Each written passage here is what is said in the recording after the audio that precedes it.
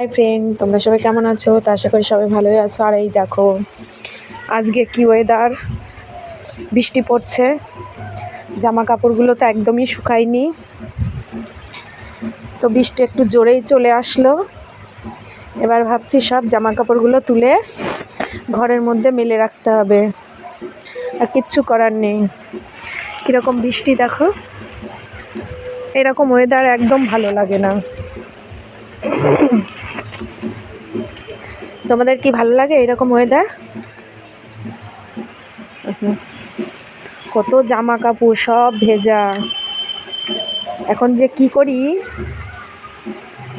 কোথায় মেলবো, কি করবো, কিছুই বুঝতে পারছি না।